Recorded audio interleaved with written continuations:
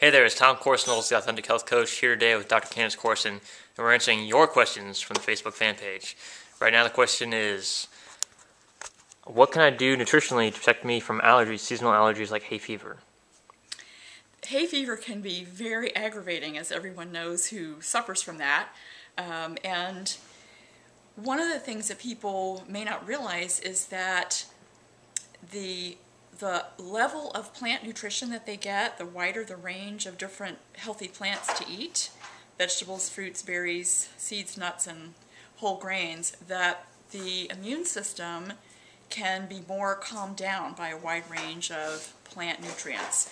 It's called micronutrients, and we know for sure now that we can't achieve that by concentrating or synthesizing one vitamin or maybe 10 or 50 in a multivitamin. That it's not that so much that those are bad, but they're just not effective for protecting immune function and broadening the micronutrients, which range in the many thousands, that our immune system uses for good balance. So this is, now in the long run, we'll talk about long-term and short-term. In the short run, people want help right now, and that's totally understandable. So I do recommend, sometimes people do need to use antihistamines if those work for them, or I really prefer decongestants. But the thing is that they don't make you well, and sometimes antihistamines have a drying effect to the point where they may actually dry secretions such as in the sinuses and actually precipitate a sinus infection. So people have to use those cautiously. But I would say that the long term is going to be looking at broadening the plant base, having more veggies and fruits. That sounds hard. It actually is challenging, but I recommend using concentrated whole food products that are demonstrated to be safe and pure and have research behind them. Also, one of the many plants that works for broadening the phytonutrients or micronutrients that we get from plants is stinging nettle. That may sound like a funny thing, but stinging nettle is a plant food. It actually has no sting as soon as it's dried or as soon as it's cooked. The sting is actually formic acid, the same as the sting of an ant bite. And so it is very unpleasant to touch it. I wouldn't recommend touching or eating it in the raw state, but harvesting it, and it grows in many places wild, and some people make the mistake of putting it in their garden. It's quite invasive. But if people can either get that fresh and use it as a cooked green, it can be frozen and used as soups, and many health food stores carry pure powdered stinging nettle in a capsule form. It actually tastes fine also to put it into beverages or smoothies. Just tastes very green. But it's one of those many plant foods that carries a lot of botanical natural compounds that are calming to the immune system. And that's the same with a wide range of vegetables and fruits and all of the different kinds of edible produce. The more different kinds, that's why it's now recommended 9 to 13 different servings every day long term from fruits and vegetables, the less people tend to have allergies. Now, one of the things that's I think fun for people to know is that there is a protein that they may be using every day which they think is good for them, which may not be, and that's casein.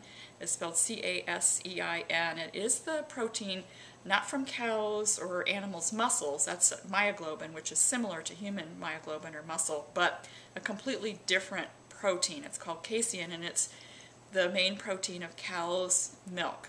So it's present in milk, cheese, all dairy products. And many people may not realize that when they're using that on a long-term basis, for many people it's raising their inflammatory burden, inflammatory load.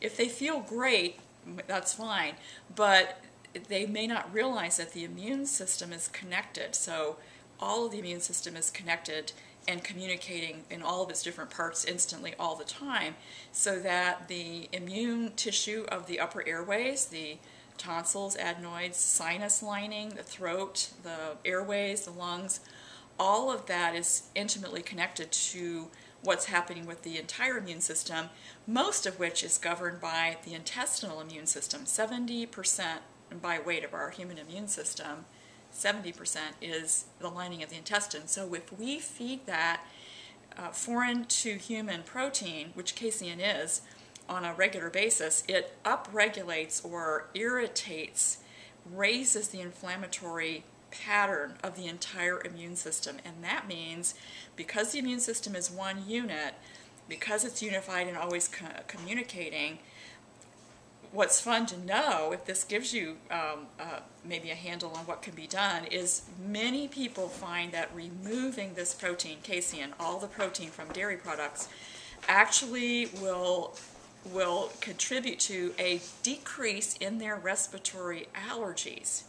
That's something I learned a long time ago, many years ago. So many people find if they completely stop all dairy products, which is not a health problem, it's actually good for their health, that's a whole other subject, then their respiratory-borne allergies, their hay fever and allergies, get either much better or sometimes completely go away. So that's just really nice to know, because one of the major causes of respiratory reactivity, allergy, asthma, sinusitis is actually this protein, which is foreign to the human immune system. So that's helpful to know. So we have a long-term and we have a short-term. Short-term, I think most people are going to need to turn to getting rid of the allergens that are already bothering them in their nasal passages using a neti pot. That's N-E-T-I. A neti pot is a very safe, useful, inexpensive way to clear out with pure salt water, literally rinse out the nasal and the sinus passages. And it's a little hard to learn how to use it, but people who really suffer are highly motivated. That's really worth learning how to do on a maybe sometimes twice-a-day basis. And then they may need to use short-term pharmaceuticals to control some of the congestion. But I really wouldn't stop there. I would go, for removing the casein and broadening the plant base, and that will really help people with allergies, such that they may not need even repeated courses of antibiotics anymore, because they're not getting infected anymore in spaces like the sinuses that are not draining well. And I will say one quick thing. Many people undergo sinus surgery, which is expensive, which is painful, which always carries risk. All surgery and all anesthesia carries a risk, so it should never be done unless it's mandatory.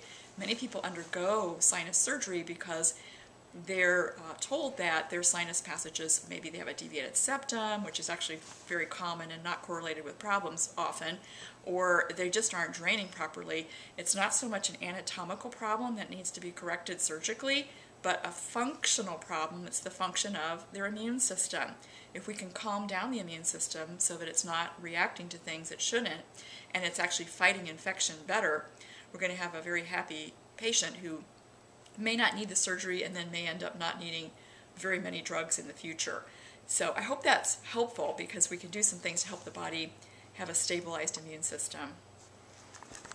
Thanks so much for watching today. We really appreciate it. And if you got any more questions, go ahead, check out the fan page, ask any questions there. We'll answer them as soon as we can. And remember to check out AuthenticHealthCoach.com for Dr. Candace Corson's Top 5 Nutrition Tips report. It's our gift to you, absolutely free. Have a great day. Take care.